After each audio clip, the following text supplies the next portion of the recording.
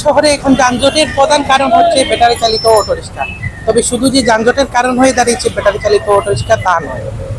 বিভিন্ন ছোটোখাটো সড়ক দুর্ঘটনা সহ বিদ্যুতের অপচয়ে প্রায় নগরবাসী অতিষ্ঠ এবং বিভিন্ন জায়গায় যত্রতত্র পার্কিংয়ের ফলে ভোগান্তি চরমে, যার ফলে কিন্তু জনসাধারণ অনেকটাই ক্ষোভ প্রকাশ করেছেন।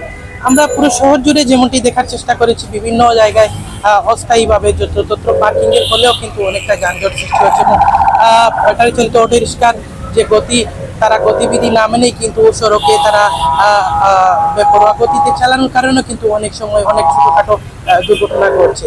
যে অবস্থা অটোরিক্সা লাগাইছে আপনার, একটু ব্যবসা হলে গাড়ি উল্টে অনেক দুর্ঘটনা ঘটে। নিজের চোখে দেখাম আপনার বুচ্চুরি ঘুরাইলে বুচ্চুরি গাড়ি রাখে ঘুরাই যায়, সেটা হিনবা হারাইতে ওবা হারাইতে খেজা মারিতে। আমরা অনেক অশৃঙ্খলার মাঝে আছি, আমরা ঝুঁকিপূর্ণ আছি এই অটোরিক্সার কারণে। খালি আমরা নাই, আপনার জনগণও আছে। আপনার এর লাগে কইলাম আমার এই অটোরিক্সাটা বাতিল করার দরকার তো দিতে আপনার কারণ এটার ব্রেক নাই তো আপনার। এমন অবস্থা ধরে উল্টিয়া ব্যাটারি উঠারি আগুন লাগে যায় গাড়িতে আপনার।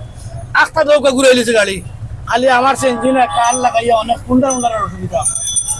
অনেক স্কুল ছাত্রী এগুলা দুর্ঘটনা ঘটে, আমি নিজে দেখাম আপনার। কয়েকটা ঘটনা আমার নিজস্ব চোখে দেখছি আপনার। এর লাগে আমি বললাম যে অটো রিক্সাটা তোলার দরকার আছে, বাতিল করার দরকার আছে। স্বাভাবিক যে রিক্সা আছে পাওয়ার ইটা দরকার লাগে 20 লাখ চাইতে আমরা কোনো অসুবিধা নাই।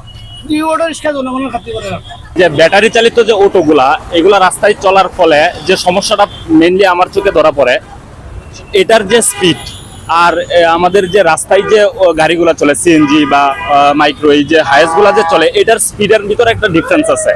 যে কারণে দেখা যাচ্ছে যে এই স্পিডের ভিতর ডিফারেন্সটা থাকার কারণে এই গাড়িগুলোতে একটা সমস্যা হয়, মানে হচ্ছে যে ব্যালেন্স থাকে না এবং দুর্ঘটনা হওয়ার সম্ভাবনা থাকে। আর সবচেয়ে বড় ব্যাপার হচ্ছে যে ব্যাটারি চালিত যে অটোগুলা, এই অটোগুলার যারা ড্রাইভার আছে তারা আসলে আমার মনে হয় অনেক কিছুই বুঝে না, যেখানে সেখানে ব্রেক করতেছে, যেটার কারণে একটা ট্রাফিক জ্যামের প্রবলেম হচ্ছে।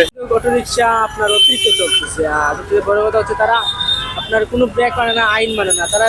তাদেরকে বলা হয়েছে যে মেইন রাস্তা না ওঠার জন্য, তারা মেইন রাস্তা তো দূরের কথা, তারা আপনার কিতাব মানতে যায় না।